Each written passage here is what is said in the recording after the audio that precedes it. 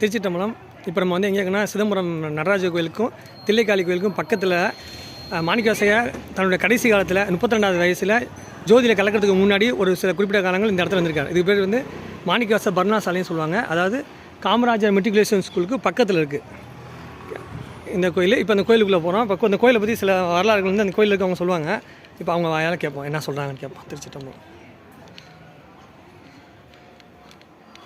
ஐயா வணக்கங்க. ஐயா வணக்கங்க. திருச்சிட்டம்பலம். இந்த கோயிலை பற்றி கொஞ்சம் சொல்லுங்க ஐயா. இது வந்து மாணிக்கவாசகர் பர்ணசாலை. அவர் திருப்பரந்தூரில் ஆவுடையார் கோயில் பிரதிஷ்டை பண்ணி அதனால் அரசு தண்டனைக்கு ஆளாகி அதிலேருந்து விடுபட்டு ஊர் ஊராக பதியம் பாடிட்டு வரும்போது கடைசியாக தில்லைக்கு வாங்கும்போது வந்தவர் எங்கே தங்கன்னு இறைவனிடம் கேட்க வியாக்கரபாதர் தங்கி இந்த இடத்துல இருக்கலாமேன்னு சொன்னால் வழி சொன்னால் வருவேங்கும்போது இந்த விநாயகர் மனித உருவில் இங்கே அழைச்சிட்டு வந்ததாக வரலாறு.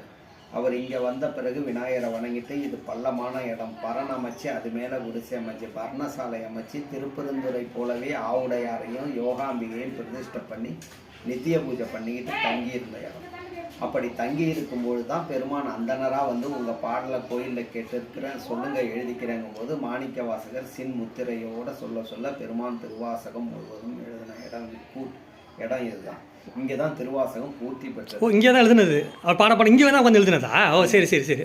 இங்கே அப்படி எழுதியதை மாணிக்கவாசகர் சொல்ல அழகிய சிற்றம்பலம் உடையான்னு கையொப்பமும் விட்டு அந்த ஓலைச்சுவடி அந்தனராக வந்த பெருமானை நடராஜர் கோயிலில் கொண்டு போய் வைக்க அதற்கு மறுநாள் வந்தவங்க அதை எடுத்து பார்த்துட்டு இதுக்கு அரங்கேற்றம் இல்லையே, இதோட விளக்கத்தை யார்கிட்ட கேட்கும்போது ஆணி மகான் சொன்னவர் வடக்க விளக்கம் அங்கேன்னு பெருமான் சொல்கிறாராம் அசரி.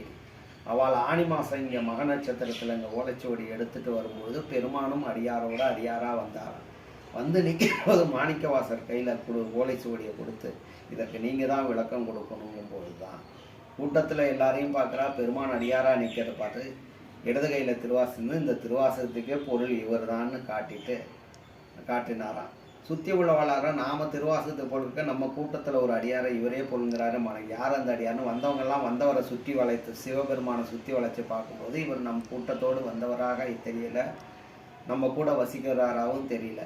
ஆக இவர் சாட்சாத் பெருமான் தான் சொல்லி அவர் காலில் விழுந்து வணங்கி மாணிக்கவாசகரை பற்றி சொல்லுங்களேன்னு அவர்கிட்டயே கேட்கும்போது தான் பெருமான் சொல்கிறாராம் நான் தான் அவர் தான் நான்னு சொல்லி அடியாராக வந்த பெருமான் ஜோதியாகவும் ஜோதியில் மாணிக்கவாசகரும் சேர்ந்து ஐக்கியமான இடம். திருச்சிட்டம்பலம். இது பக்கத்தில் ஐயாவோட சில வச்சுருக்காங்க, சின்முத்தியில் வச்சுருக்காங்க. இவர் இந்த முத்திரையில் தான் சொல்கிறார் பெருமான் எழுதின. Okay okay. திருவாசகத்துக்கு பொருள் சொன்ன மாணிக்கவாசகர் அவர். ஓகே. சொன்னவர் அவர் எழுதின விளக்க சொன்னவர் அவர். ஓகே. திருச்சிட்டம்பலம். தான் ரெண்டு மூட்டமும் தனித்தனியாக.